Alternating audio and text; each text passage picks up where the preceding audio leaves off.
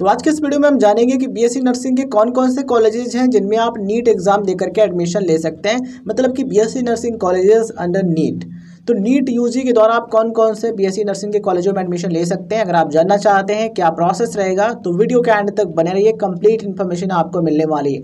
तो सबसे पहले आप स्क्रीन पर ध्यान से देखिए MCC यानी कि मेडिकल काउंसलिंग कमेटी। इस वेबसाइट पर जब आप आएंगे तो यहाँ पर आपको मिल जाएगा कॉलेजेस का ऑप्शन।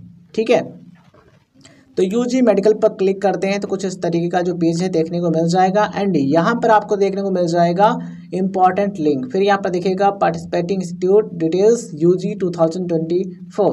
ठीक है, मतलब कौन कौन से इंस्टीट्यूट जो हैं वो काउंसलिंग के प्रोसेस में पार्टिसिपेट कर रहे हैं। इस पर क्लिक करेंगे तो इस पेज पर आ जाएंगे। एंड यहाँ पर हमें क्या फाइंड करना है, वे सभी कॉलेजेस जिनमें हम नीट एग्ज़ाम देकर के एडमिशन ले सकते हैं ऑल इंडिया काउंसलिंग के द्वारा। ठीक है, ऑल इंडिया कोटा काउंसलिंग के द्वारा। तो यहाँ पर क्या करना है, सबसे पहले इंस्टीट्यूट को सिलेक्ट करना है। ठीक है, तो इसमें हम ऑल सेलेक्ट करते हैं। फिर इंस्टीट्यूट पे इस पर हम सेलेक्ट करते हैं, इसको भी ऑल करते हैं। फिर यहाँ पर हम प्रोग्राम को सिलेक्ट करते हैं। प्रोग्राम में क्या करेंगे, हम बीएससी नर्सिंग को सिलेक्ट करेंगे। फिर उसके बाद सबमिट पर क्लिक कर देंगे। जैसे ही इस पर क्लिक करते हैं देन जितने भी कॉलेजेस हैं जो कि MCC की काउंसलिंग में पार्टिसिपेट कर रहे हैं वो सभी यहाँ पर शो होने लगेंगे। ठीक है, उनका नाम और एड्रेस यहाँ पर आप देख पा रहे हैं। प्रोफाइल भी यहाँ पर मेंशन है। ठीक है, तो अभी के लिए हम बात करें तो यहाँ पर आप देख पा रहे होंगे 19 कॉलेजेस हैं।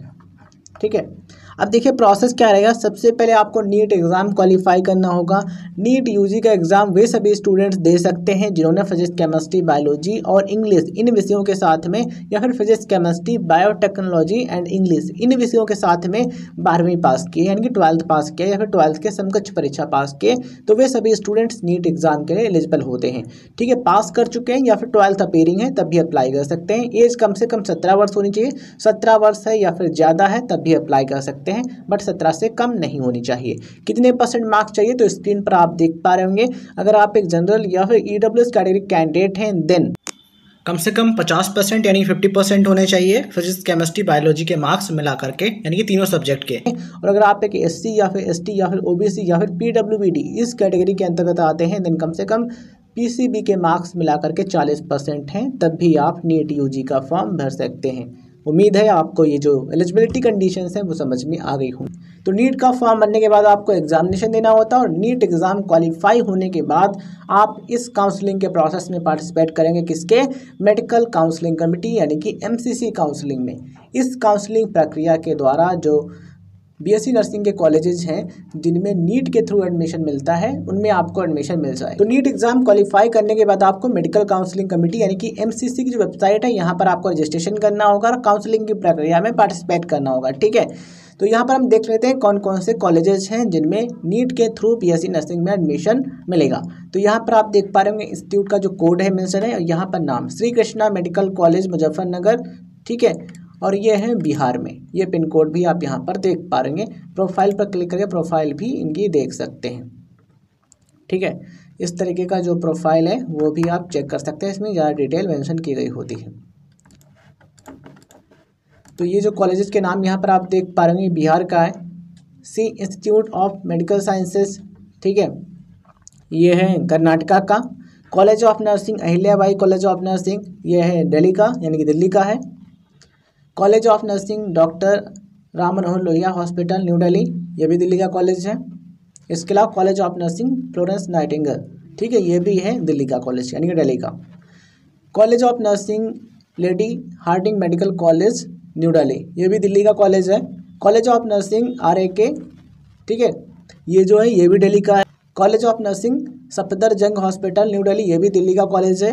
College of nursing BHU Varanasi. अगर आपको बनारस हिंदू यूनिवर्सिटी यानी कि BHU वाराणसी से कॉलेज ऑफ नर्सिंग करना है, मतलब कि कॉलेज ऑफ नर्सिंग से BSc नर्सिंग कोर्स करना है BHU के नर्सिंग कॉलेज से, तो आपको नीट का एग्ज़ाम देना होगा। नीट एग्ज़ाम के जरिए और MCC की काउंसलिंग में पार्टिसिपेट करके आप एडमिशन ले सकते हैं।